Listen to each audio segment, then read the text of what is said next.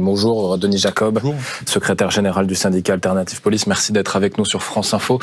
Vous avez, dans ce cadre des suicides des policiers, été reçu hier au ministère de l'Intérieur par un conseiller de Christophe Castaner. Qu'en est-il ressorti ?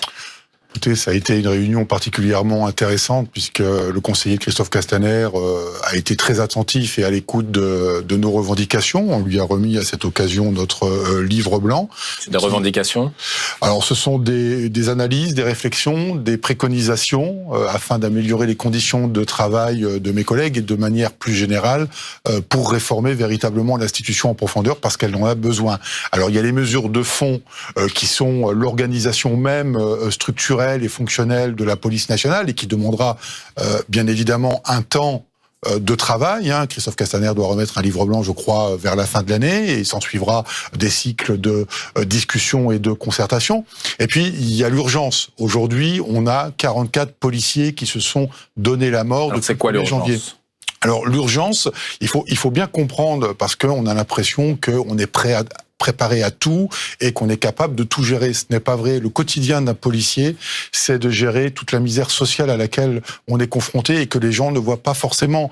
Ce sont les différents familiaux que l'on peut connaître aussi dans notre vie privée et qui fait que l'accumulation de la gestion de ces événements fait qu'on peut avoir des collègues en souffrance. Liés parfois aux conditions de travail. Bien sûr, vous savez, on est confronté à la vue du sang régulièrement, à la vue du mort et personne ne peut dire... Les policiers ne sont pas préparés à ça. Bon, on n'est pas préparé. Personne ne peut être préparé à ça. Il n'y a pas de formation pour cela. Et le problème, c'est que on n'a pas derrière des structures de débriefing pour pouvoir, en parlant un peu crûment, vider son sac, c'est-à-dire évacuer tout ça, avoir une soupape. Et donc, eh bien, on met ça dans le coin de sa tête, on met ça dans un coffre, on ferme et puis on essaye d'oublier. Moi, j'ai connu des suicides par des moyens de transport. Vous savez, quand vous retrouvez une personne qui ne ressemble plus à une personne, vous devez vous en rêver 2-3 nuits. Quand même, ou quand vous emmenez, quand vous êtes sur un théâtre de personnes décédées, ou vous allez dans un funérarium et que vous voyez, par exemple, un bébé, alors que vous venez d'être papa, un bébé qui est en train d'être embaumé, il faut le gérer, ça. On est des êtres humains. Et donc, c'est très compliqué au quotidien, et on accumule. Et si on n'a pas quelque chose pour se libérer, eh bien, malheureusement, on a des situations dramatiques comme on connaît cette année. Du coup, si on vous donnait les manettes à vous, que changeriez-vous concrètement ? Que faut-il changer, selon vous, pour que tout cela non pas se règle, mais en tout cas s'arrange ?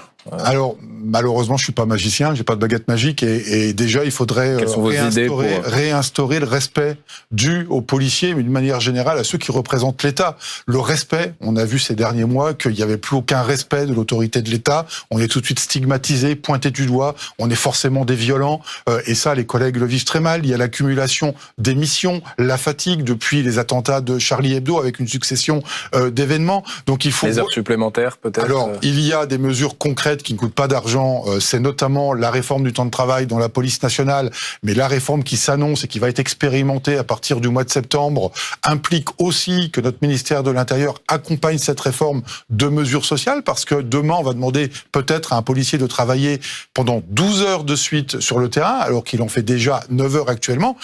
12 heures, vous imaginez bien. Quoi comme mesure sociale ? Eh bien, il faut des lieux de restauration, il faut une convivialité, mais pas une convivialité maladroite comme elle a été faite il y a quelques mois avec des barbecues, mais réinstaurer des moments de convivialité entre tous les corps. Il y a une méconnaissance et une méfiance entre les différents grades. Il y a quelques années, on avait l'habitude d'avoir une convivialité, et quel que soit le corps, qu'on soit gradé, gardien, officier, commissaire. Et aujourd'hui, il y a un fossé entre ces corps. Et donc, nous, on demande notamment la création d'une académie de police où tout le monde travaillerait et serait formé en même temps. Ça, c'est une proposition. Et sur les suicides, la cellule de prévention qu'a mis en place Christophe Castaner, bon... C'était en avril ?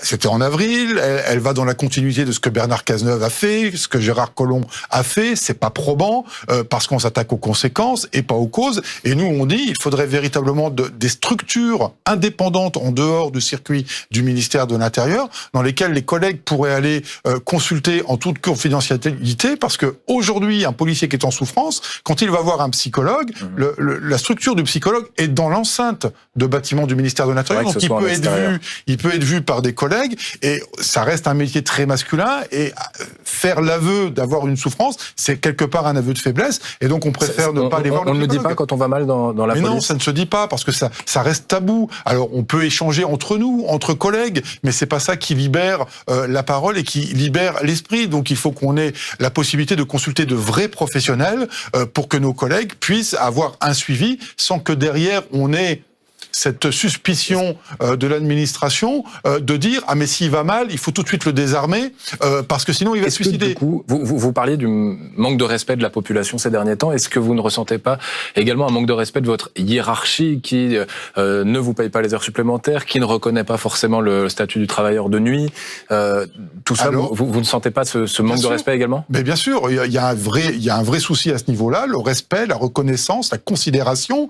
On a eu une polémique il y a quelques jours avec la médaille de la sécurité intérieure, et j'en ai fait part hier au conseiller de Christophe Castaner en disant que c'était pas normal que la grande majorité des policiers qui ont été investis, mobilisés sur les différentes manifestations de Gilets jaunes, il n'y ait que 3% du corps qui soit dans cette médaille de la sécurité intérieure, alors qu'on a vu un grand nombre de hauts fonctionnaires, d'officiers supérieurs de la gendarmerie récompensés. Alors le conseiller de Christophe Castaner nous a quand même indiqué qu'il y allait y avoir une deuxième vague, et on espère donc que nos collègues seront justement récompensés. Mais il y avait par le passé des cérémonies de récompense, de remise de diplômes, de gratification aujourd'hui qui sont devenues très très rares. Réinstaurons ce signe de reconnaissance. Merci Denis Jacob d'avoir été avec nous sur France Info pour porter votre message, secrétaire général du syndicat Alternative Police.